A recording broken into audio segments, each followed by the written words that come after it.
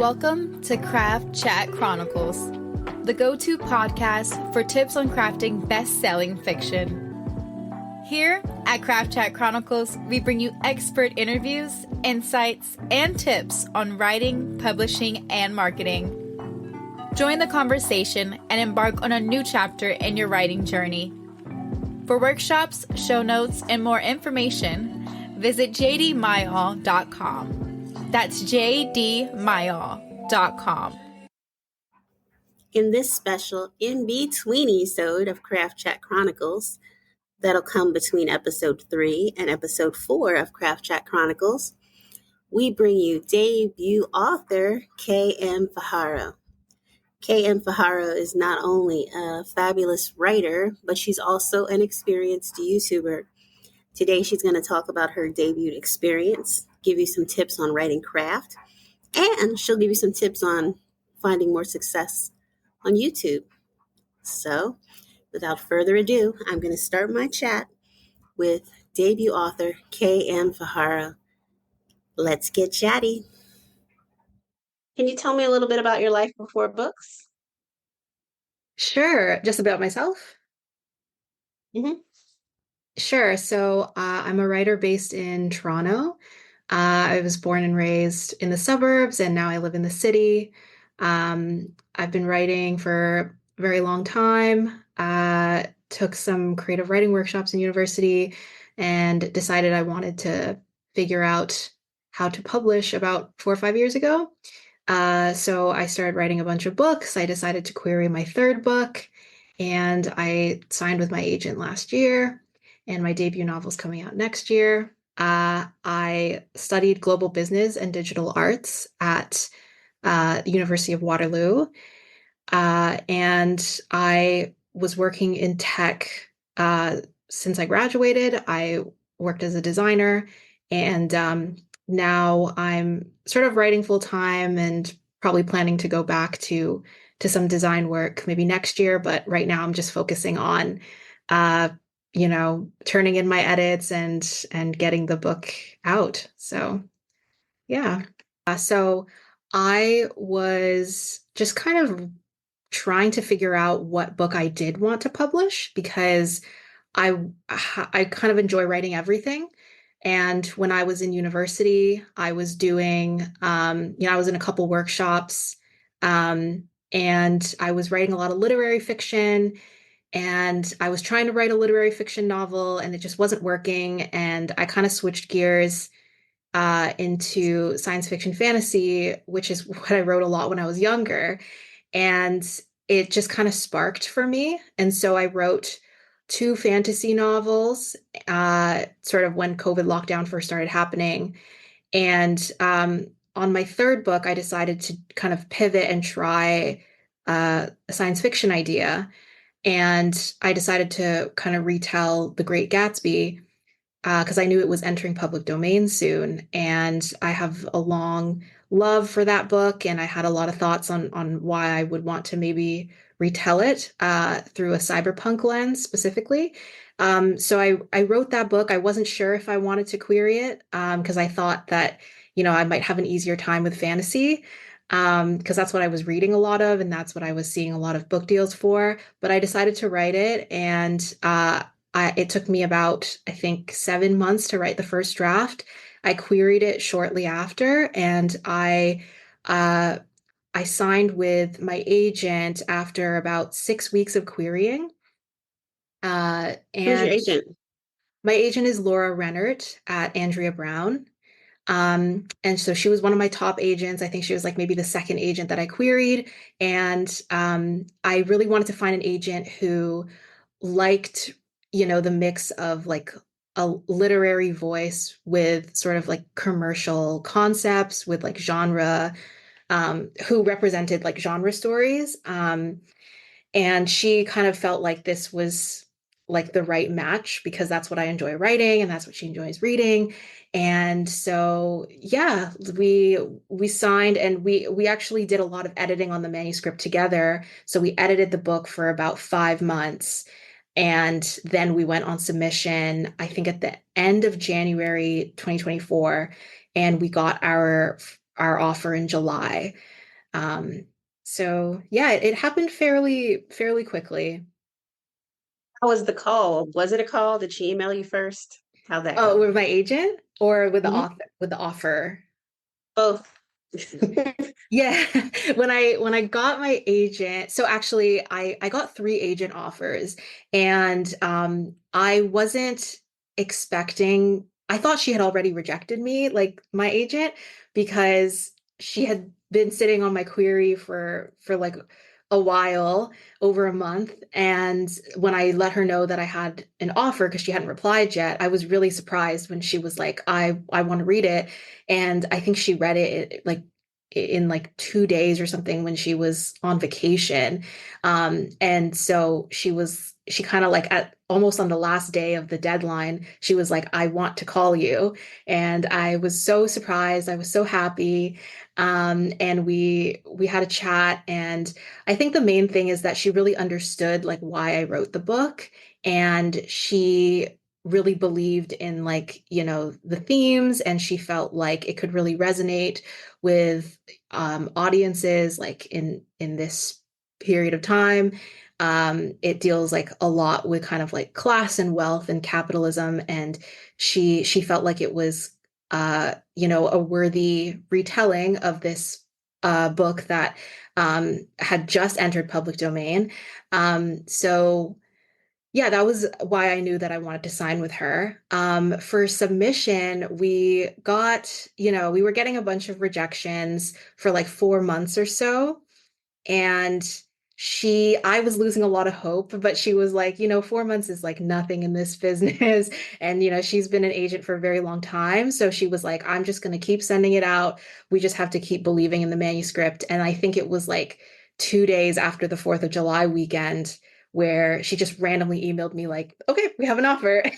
And I was sitting here like, oh, I thought the book was dead. So that was very cool.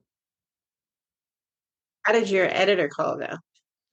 It was really great. I signed with Bindery Books, who are a new publisher. So there was a lot to like get to know about the team and about like how editorial would work. But the main like that first call that we had was really just for me to understand why they wanted the book.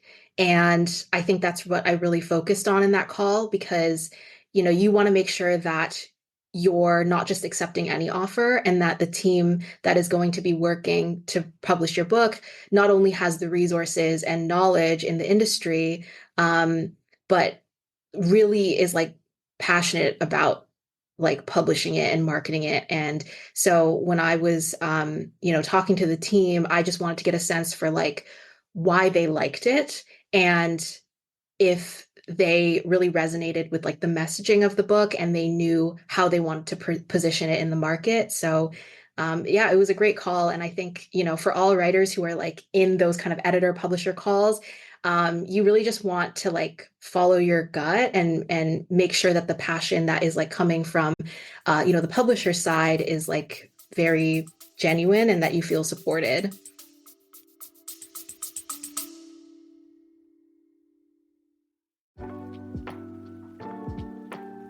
Hey, JD Mile here. Thanks for supporting the show. Today's episode was brought to you by my debut novel, Heart's Gambit, coming to bookstores in February of 2026. Two time-traveling Black families, one cursed magical duel, and the pair of star-crossed lovers who just might break the cycle if they don't break each other first.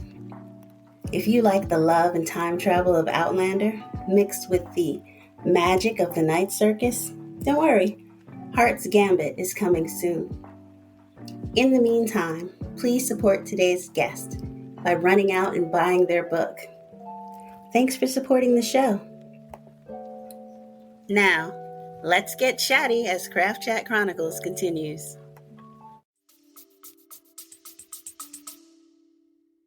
Love that, love that. What do you think you did right that helped you break in? Just in like publishing in general. Just in publishing in general, in like, it could be publishing, it could be in writing craft, like it could be Mm, just that you were persevering? Like, what do you think that Right. happened that separated Um, you from those that didn't make it? Well, I think publishing is a lot about luck. And I think that's the important thing to remember is that it's very easy for writers to, if you're going through querying or submission and, all the rejections are coming in and you feel like you did something wrong. I think like you just have to remember that a lot of the times rejection doesn't have much to do with you. And there's a lot of factors that go into why you're rejected. Because when I was getting passes from agents or editors, a lot of the time, like agents and editors would take the time to like reassure me that they saw a lot of merit in the book and that a lot of the times it's just like we don't feel like it's right for like our specific lineup of books or we've just published a Gatsby retelling or just things that are like completely out of your control.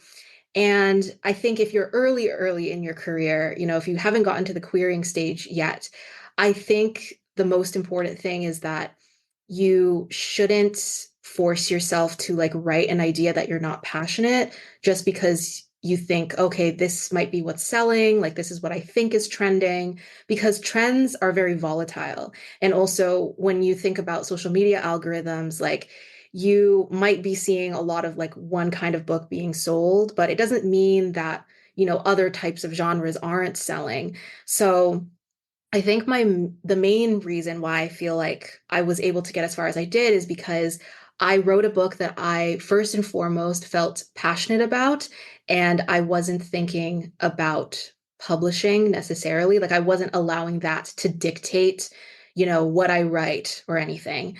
And then the other thing is just like having a support group, like having writers who you can talk to writing about and you can send your writing to and to have like beta readers and people who you can lean on when you start getting rejections. Because I think I was able to like keep my motivation up because I would, talk to my writer friends. I would be able to like tell them what new stuff I'm writing and just get my mind like out of the trenches, basically. Love that. Love that. What were your biggest surprises on this debut journey? Like, what was the most Mm. different than your fantasy of what being a published writer would be? I think the first thing that might surprise a lot of writers is just how many times you're gonna edit the book. Because whether it's with your editor or your agent or you're on your own, like for me, my book went through a lot of revision rounds with my agent.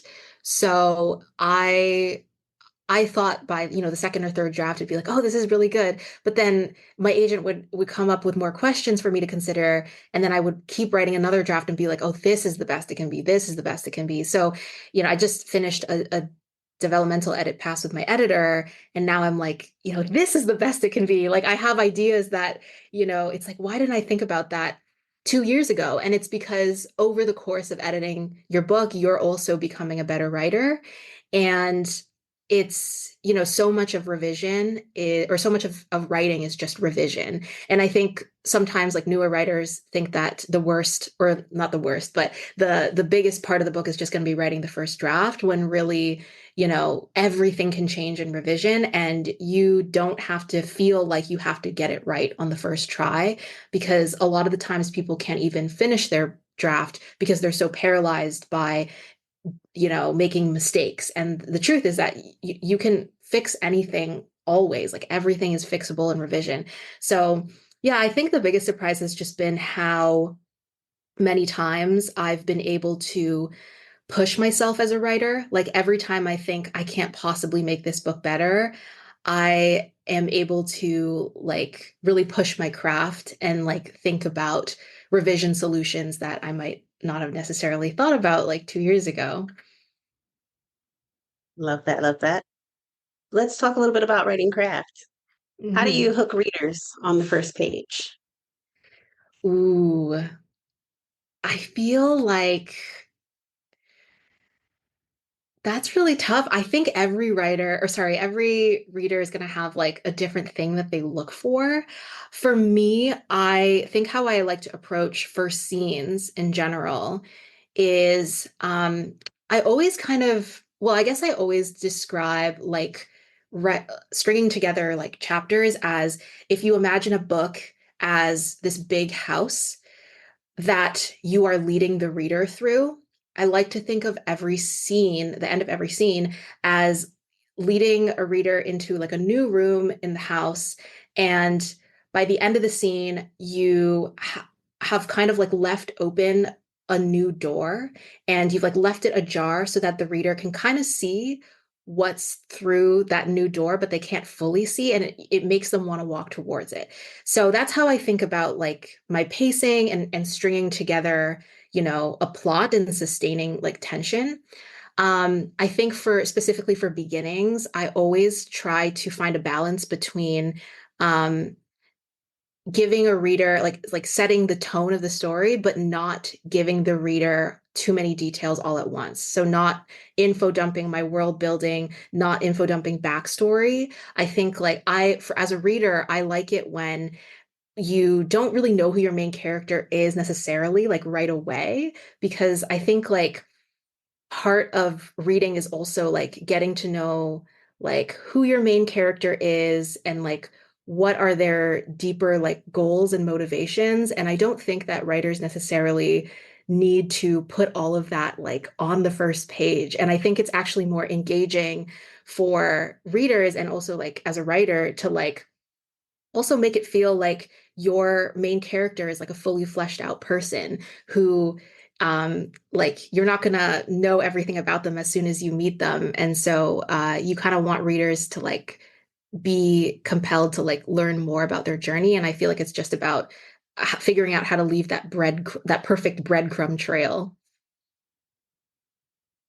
Love that. Love that. What makes a relatable character? Ooh, I think I always start with flaws. Um, because I think that's really the main thing that makes them feel real. I think like if a character feels too perfect, they're not going to feel like grounded, I think. And flaws are what really like create tension with the plot because your character is never going to be acting perfectly. They're going to be acting based on, their insecurities, their anxieties, their vulnerabilities. So I always try to work backwards from like, how does this character have to grow? Like, who do they start out as at the start of the book? And um, who do they have to become by the end of it? And how does this plot push them to become a new person and to like learn very difficult lessons? And that can take, a different shape for every single story. But yeah, I think every relatable character has to have flaws, and I don't like to think of my characters as being likable. And I also don't necessarily think about them as like relatable in the sense that I believe that my readers have to see themselves in these characters, but uh, as long as there's like something on there that like makes a reader um, understand them and understand why they act the way they act. What makes a good villain? Ooh, villains. I think I think a villain that is really compelling is one that you can understand the circumstances that have led them to believe what they believe. And whether or not you agree with how they act, um, you can understand like whether it's something in the society or like whatever, but you can just like understand like how they would become who they become, and they don't have to be sympathetic or you don't have to redeem them. I think people can just be horrible just for the sake of being horrible. um but I also like a villain that kind of has like a appealing quality to them. Like if they're very personable, like I think that is kind of like sits under your skin as well. Yeah. How do you avoid the dreaded saggy middle and keep a story engaging all the way through? Ooh, yeah, the act two is always the hardest part for me to write. I think every book has kind of like I kind of have a different approach for every book because all my stories are so different. But um, I think I try to always like have Act One end off on some kind of cliffhanger or on some kind of concrete goal so that when Act Two starts, there's something very, very clear that the character has to work towards. And it also has to be on a both like external and internal level. So there has to be something in the plot that is driving the story forward, like an external goal that the character has to, you know, unpack, but also some kind of emotional change, I think, has to happen at the end of Act One, um, so that the reader is like still connected with the character and that the character doesn't feel stagnant. Because I think like sometimes it can feel like a plot is just like moving a character from one plot point to the next, but in order for a character to feel like immersive, you have to believe that the events of the plot are really um, pushing up against their beliefs, against their morals, against their emotions. So I always try to think of a plot or the story on both like a plot and character level. Love that. Love that. What makes a compelling ending? How do you tie up the loose ends in your novels and leave readers with a Ooh. smile or tears, whichever you prefer? I think for me, I'm a very theme-driven writer. So I figure out my endings by what like message do I want to leave the reader with. When they walk away from the story, like what have these characters learned or not learned?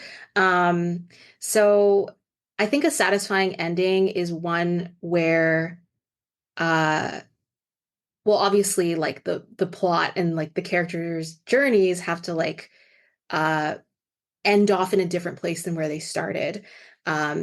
So I like to obviously like push my characters very far emotionally, but I think more than that it's just like I mean I know some readers don't like it, but like I shouldn't call it an open ending, but an ending that leaves the reader something to think about. Like as much as you answer questions, I think leaving the reader with something to ponder is also how I like to approach my endings. Like I don't like a neat ending because I don't think, real life is neat either. And so it really is that thing where like one door closes and a window opens. I think that is sort of how I approach my endings. Before we get into questions about your novel, Local Heavens, I Yeah. have to be silly because you're from Toronto. So Yeah. I'm just curious, what side of the Drake Kendrick Lamar beef did you stand on? Listen, I have no love for Drake. So if you're to look at my Spotify, it's all Kendrick.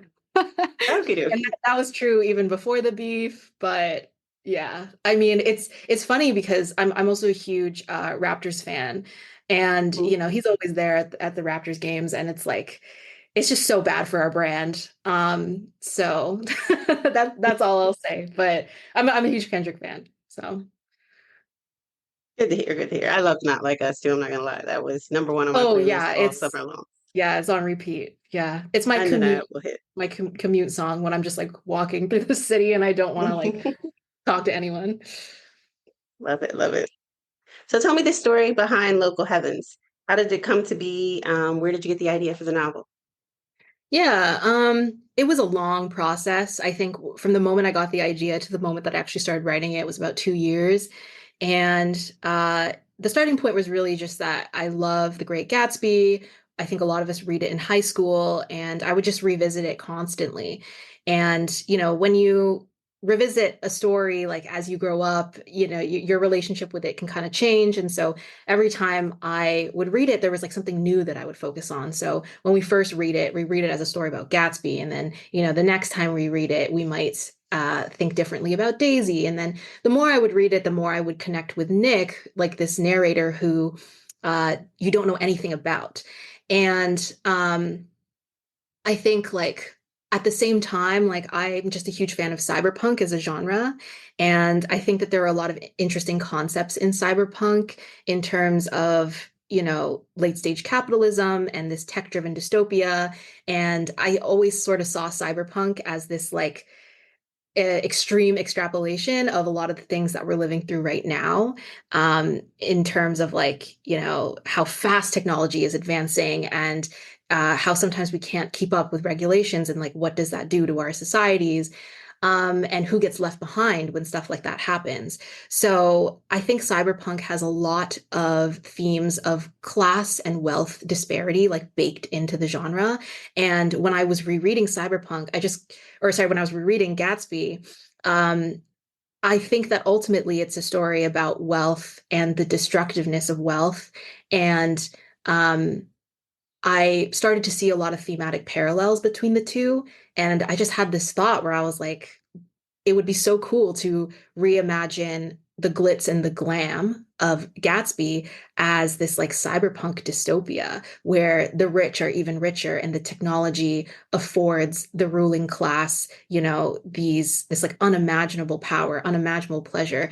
And so I think there's a lot of interesting decadence there, but also cyberpunk has a lot of like gritty cityscapes, and I felt like it could be really well adapted for Gatsby. But I really sat on the idea for a long time because I just wasn't sure how I wanted to write it. And it felt like this huge undertaking to like retell a novel that, is so much a part of a lot of people's lives, especially in the US and in Canada, where we read it in high school.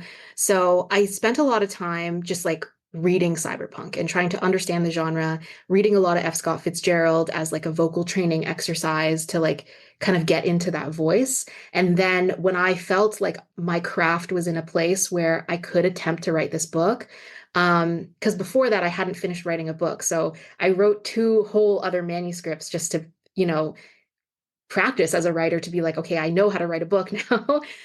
Now can I try writing this like more experimental idea? So yeah, I basically it was the third novel that I finished writing, the third novel that I attempted to write, and it's kind of this like weird, like anachronistic story. It feels like sort of a layering of the past and the future together, and I really just wanted to like revisit the great American novel and to kind of answer the question like, why is this story timeless? And I think it's timeless because a lot of the concepts and the themes are still relevant to today. And it doesn't matter like what time period you tell this story, like a story about the catastrophic sins of the wealthy is always going to be relevant. So yeah, and I think it's very cool that the book gets to be published, 100 years, exactly 100 years out from the original, because I think it's just like cool to kind of compare and contrast like the Roaring Twenties to, where we are in the 2020s, like 100 years later. Love that. Love that. What do you hope that people take away from the novel?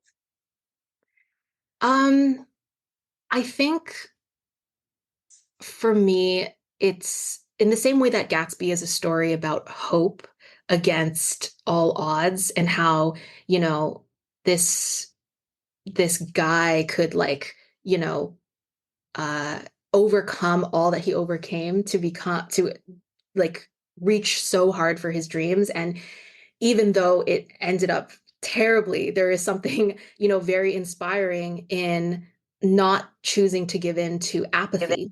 And I think that a lot of people have been struggling with like how dark and hopeless and lonely our world can feel, and how technology has made us more connected than ever before, but also feeling more isolated than ever before. And there is a lot of push towards like American individualism and just kind of looking out for yourself.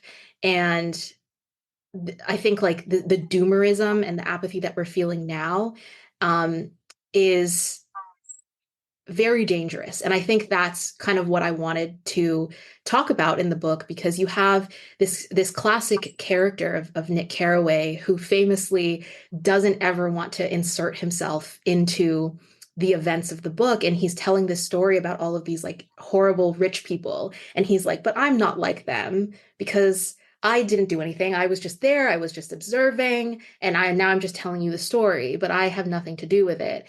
And I think reimagining Nick as someone who witnesses these horrible things, but is pushed to the brink. And at some point, you can't just be a fence sitter.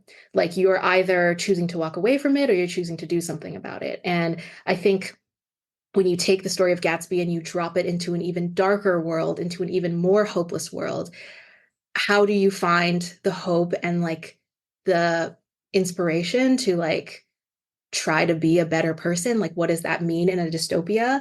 I think that's what I really wanted to unpack. I love that.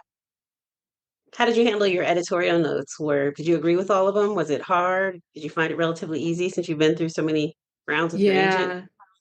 Yeah. Editorial is tough, because I think in the beginning, I enjoy revision. I really care about thinking about every possible interpretation of a book and deciding, you know, which ones I want the reader to have, and trying to guide the reader as much as possible. Now that I'm so deep into revisions, like I'm at a point where the draft that I just turned in was like draft 7. Like, there comes to a point where you start getting conflicting feedback, or you start getting feedback that's like very, very minor. And you do start to have to make choices as a writer, where you're like, okay, what is okay to leave up to interpretation? Is it okay if a reader comes away with the book with these kinds of thoughts? Because you can't fully control how someone is going to interpret the book. So you do have to make peace with some things. Um, Largely, I would say like revision is overwhelming always, but you kind of just have to trust yourself as a writer. Like, every time I'm like, I have no idea how I'm going to do this, I always figure it out, because I think revision is best when you take it in, like, you don't try to do everything all at once. Like, it's like, okay, for this pass through, I'm going to focus on the main character's arc. For the next pass through, I'm going to focus on this. Like, you just kind of take it in steps, and I think that's how it feels a lot more doable. I would say that it's it has been like tough as I've gotten into these later drafts, because I'm like, oh, I've read the book so many times. But mostly, I think all of each round, I have been able to solidify what my vision is. So most of the times, I have agreed with like 90% of the feedback that I've gotten, because I'm very fortunate enough to work with great beta readers, to work with a great agent and a great editor, and also people who haven't tried to like overshadow my vision. So that's been good. I agree with like most things, but there are some things that it's like, okay, I'm going to put my foot down on this, because if the suggestion doesn't like spark joy, then I don't force myself to do it. Like, I always try to understand where the feedback is coming from. But if it clashes with like what I feel is like integral to the story, then I don't do it. And I think every writer should feel safe and empowered to make that choice. I love that. Stephen King said he considers himself his first reader. So if he Yeah. gets one complaint, he goes with himself. If he gets 2 complaints, he knows it's a problem. Yes. Yeah, exactly. You were talking about world building earlier, so I'm curious, do you have any advice on world building for aspiring authors? Yeah, I guess it depends what you're writing. I come from like a science fiction fantasy mindset, so I think the important thing with world building, or at least how I try to approach it, is um, if come up with some kind of speculative element, whether it's a magic system or a technology, I try to think about those things in multiple contexts, because I think that's what makes a world feel lived in. You know, if you think about that concept from for like multiple like social classes, right? Like, how would a wealthy class use this, or versus like a lower class, and um like what would be like commercial versus personal use, or what kind of subcultures would arise from this, speculative element existing in this world. So I think for me, world building is just a process of taking a rabbit hole as far as it can go. And I think this is also why beta readers are really important, because sometimes, like, you come up with a technology and you would have beta readers be like, well, if this existed, then, wouldn't this happen? And, like you just kind of try to follow every possible kind of outcome. And I think the other thing I like to consider sometimes with fantasy is just like cultures and how cultures would cross-pollinate. I think sometimes fantasy can feel very one-dimensional if cultures that are coexisting feel so like siloed. So I think sometimes like interesting things can come up in your world building if you consider the ways that, like, okay, what is very distinct about this culture, what is very distinct about this culture, and if these two cultures were coexisting, or they were doing trade in this specific way, then what are the things that could arise out of that? So yeah, I think in the same way that characters are multifaceted, I think your settings have to almost be thought of like as characters in and of themselves, like multi-dimensional, I guess. Love that. Love that. So, launching your debut novel is a huge milestone. How did you feel leading up to the book's release? Yeah, everything's happening pretty quickly because I always imagined that it would be 2 years out, because I noticed like a lot of my friends, they sell their books like this year and their release date is in 2026. I think that like leading up to signing the contract and doing my edits, I was feeling a lot of debut nerves and feeling like, oh gosh, like is this book even good? Is it gonna find its readers? Like, have I totally messed up? Is all of it a fluke? And I think that imposter syndrome settles in for a lot of writers.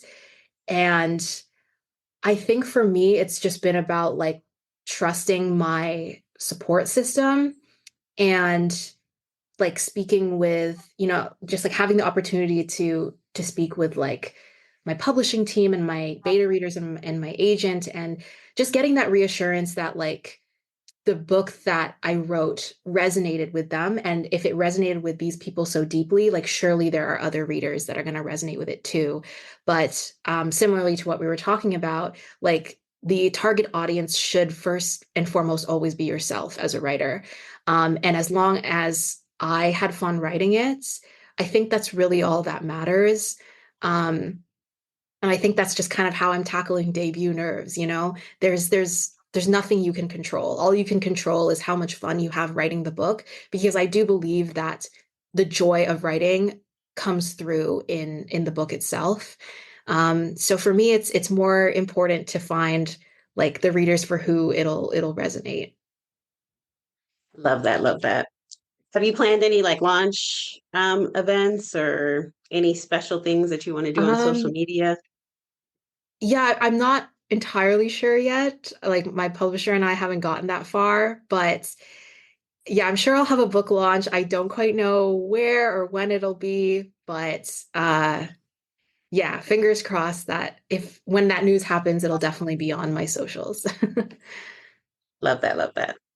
Um, were there any tools or platforms or things that helped you along the way as far as either writing the book or editing or just things that you've been like playing with as far as like to do reels for it or, any tools or anything Oh, that helped you? yeah.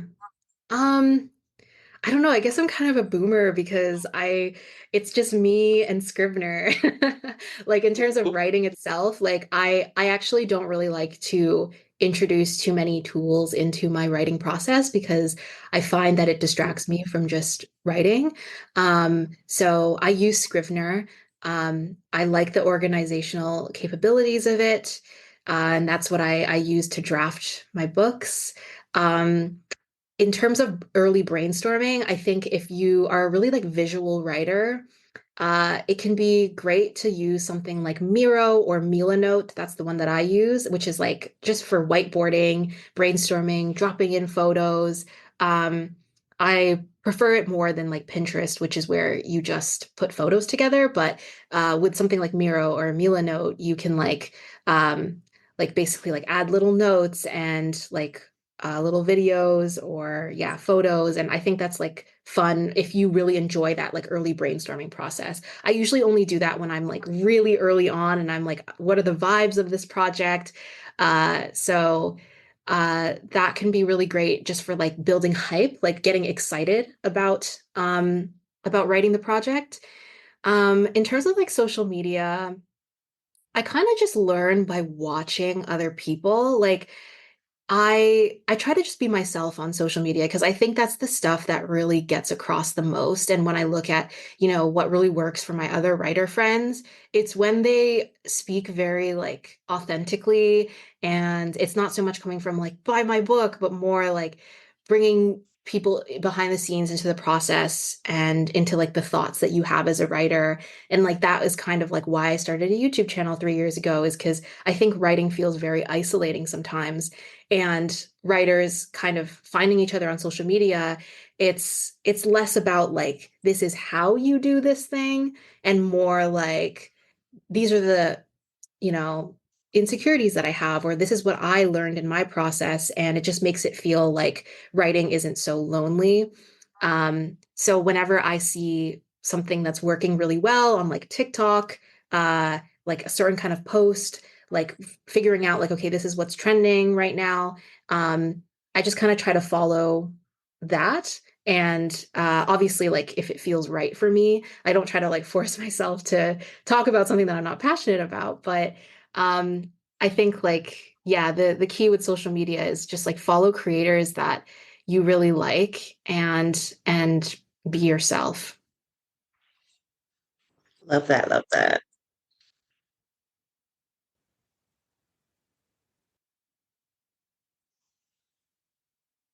Do you have any advice for other debuts who are just embarking on the same journey that you are on now?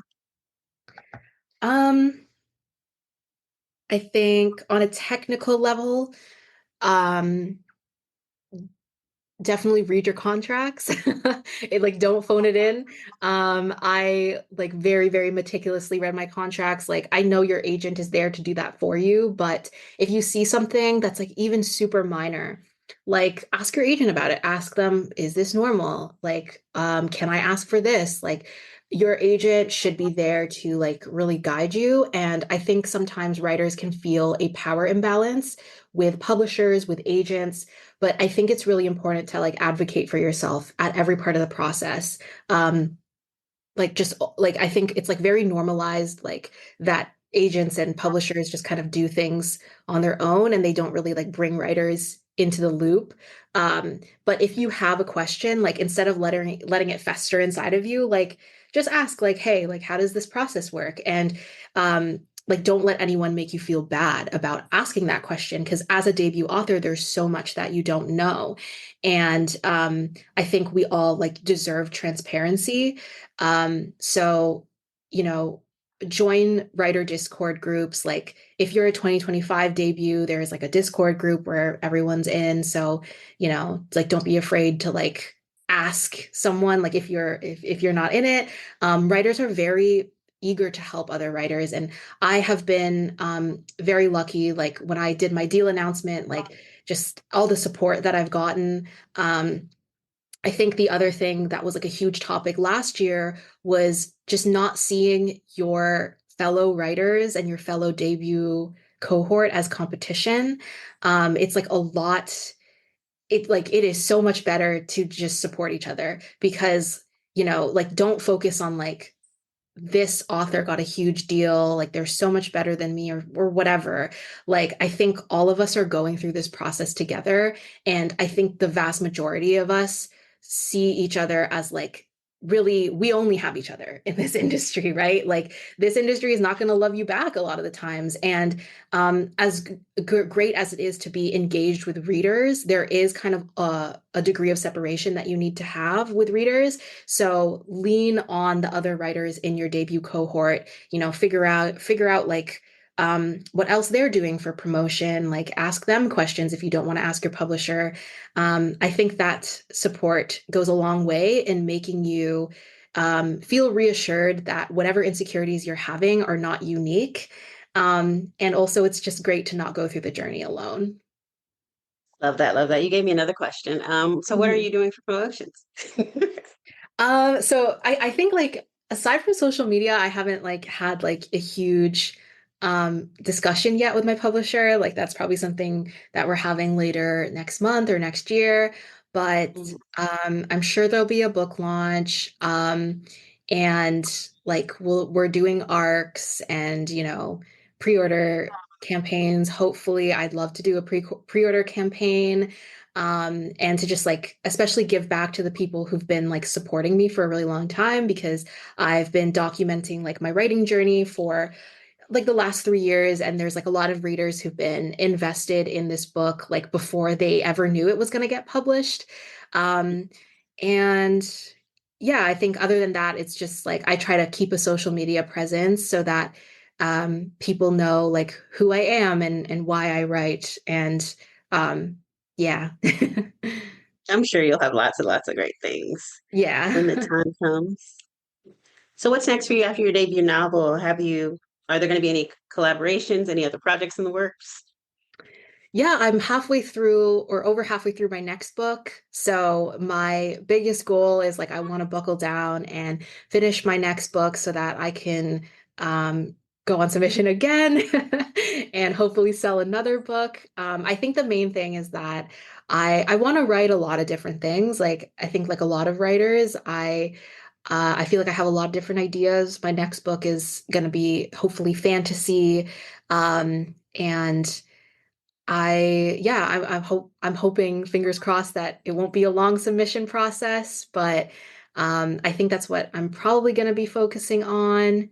And yeah, I Can I have get a a hint on what the next one's about? Sure, yeah. So it's an adult fantasy, and it's kind of inspired loosely by uh, 1930s Manila and like the time period surrounding the U.S. occupation of the Philippines. So it's kind of like a little bit closer to home in the sense that like I've always kind of like wanted to write a story about that time period, especially like as a Filipino diaspora writer. Um, and it deals a lot with intergenerational trauma and sort of the commodification of trauma, and it is a secondary world fantasy, and it's kind of how I'm pitching it. Sort of is like the gang politics of Jade City mixed with the commentary on language and colonialism, similar to Babel. So those are kind of the preoccupations of that novel, but we're still in the first draft. And I'm hoping that I can finish it soon, hopefully Q1 next year. Sounds great. Sounds great. How do you envision your future writing career? Like 10 years down the road, how do you see yourself? You know, I just want to be writing. I think that's the main thing is I just still want to have a relationship with writing. And I think we all have big author dreams. Like, the usual milestones of like hitting a bestseller list or, selling film TV rights. Like, of course, those things are like on my bucket list. Um, but if I envision myself 5 to 10 years down the road, I would love to just have writing sustain me, and if I'm not writing full time, I just want to be in a place where I am still telling stories. Because I think that this industry burns you out really fast. And I think if you have too many like thoughts around like I have to do this, like I have to hit the bestseller list, I have to win these awards, you can start to like really resent writing because you're thinking less about writing and more about publishing. And so I try to keep writing and publishing two separate things, where I always say I take writing seriously, I take publishing unseriously, in the sense that I don't try to have expectations. I see writing as the reward. So fingers crossed that I'm doing this full time in a decade, but as long as I'm writing stories that I'm passionate about, that's really all I can hope for. Love that. Love that. Is there anything you want to cover? that we haven't mentioned? No, I think that's it. I think those are great questions. Thank you. Thank you. You gave fabulous answers. I Thank can you. see Thank that you you for have asking the them. social media experience. You come across as genuine, but very, like I said, very polished and So everything. much. Yeah, Those were definitely. great questions, though. Thank you. I appreciate that. You get great answers. Where can people connect with you and how can they stay updated on your latest work? Sure. So all my links can be found on my website, which is kmfajardo.com. I have a Substack, kmfajardo.substack.com. And yeah, I give like major project updates always through my newsletter on there. But if you follow me on like Instagram, uh, that's probably like the best place to follow me. TikTok as well. I'm pretty active. And I also have a YouTube channel. And yeah, all those links are on my website. Awesome. Thank you so much. I appreciate it. That wraps up today's Craft Chat Chronicles with JD Mayor. Thanks for joining us. If you liked the episode, please comment, subscribe, and share. For show notes, writing workshops, and tips, head to jdmayor.com. That's jdmayor.com. While you're there, join JD's mailing list for updates, giveaways, and more.